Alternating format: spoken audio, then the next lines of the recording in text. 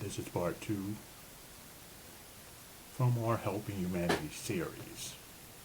I'll do it from hell, or maybe not.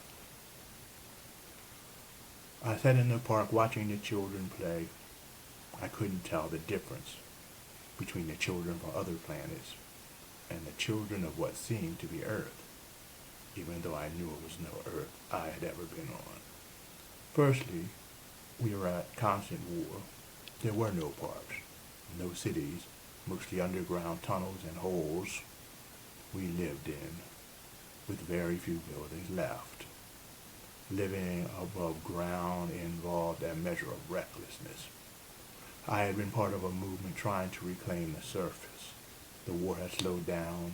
There had been treaties, and in our area, not even a country anymore, but an area, we were supposed to be in a safety zone. Like every other treaty, though, it was a lie. A wall falling on me told me that. But there's other stuff, all of this weird stuff, with jumping timelines, dimensions, hell, and all of that. I had never even imagined any of that.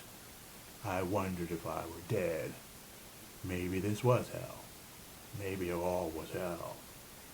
Had I ever seen a place that wasn't hell? It was harder to believe in a heaven than a hell, because that is all that I had ever known. Even so, when sometimes I would seem to get a glimpse of heaven, it would be snatched away to disappoint me more than if I had not seen it at all.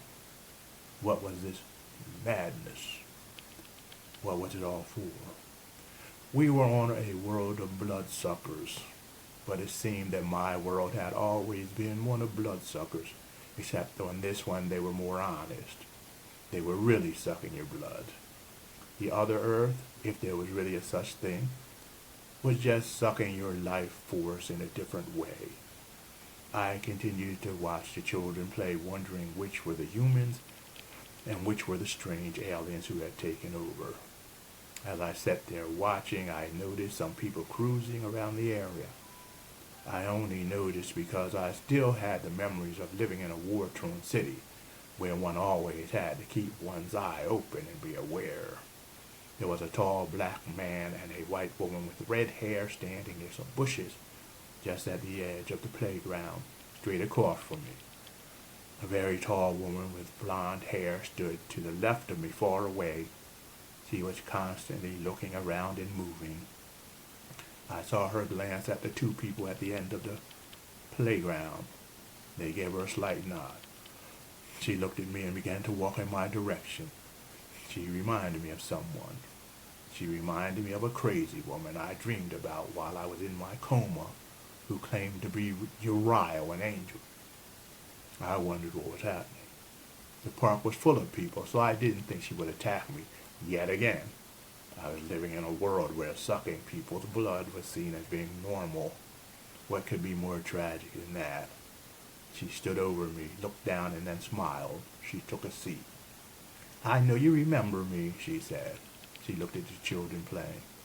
"They almost look normal, don't they?"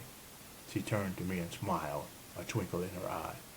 "Well, here we are again. Why do you always have to do it the hard way?" "Who are you?" "Don't ask that. You know exactly who I am." I should be asking the question like, "What's your plan for getting out of this? You are really screwed. You'll die, though. If that's any consolation, and then start somewhere else. Hell, though. Yuck. Never thought I'd see the place. Are you supposedly an angel in hell? How does that work? I'm your guardian angel, dummy. Where you go, I go." "What the hell? That's ridiculous." "Yes, isn't it?" she asked with a grin. "Truth is that you don't belong here. You're not a citizen, so I am still here as your guardian. You haven't done such a good job yet. I've just started. You're the one who requested to be in hell. Don't get all testy with me. I don't remember any such request. You said you'd rather carry out your life mission in hell. Well, here it is. Now what will you do?" "Nothing." "You'll do something or things will just get worse." I can see them eating your entrails in the future and letting them grow back. This is hell, not an alternate Earth. Don't you get that? I'm starting to. Should I become a Buddhist or something? Maybe a born-again Christian? You're in hell. That ship has already left. You better find a like-minded group of people and try to create something pleasant here. That's all you can do. You're on your own now. Unless you want to change your mind. I do. I thought you would. She looked across the field at the two standing there and gave them a nod. Everything blanked out and I found myself sitting in a chair in front of a long table across from them. I had been going for months. I brought my hands up and covered my face. I almost wept until a big outburst of anger swept over me. They didn't really care about any of that. That's the end of this short part of the story. Stay tuned for part number 3.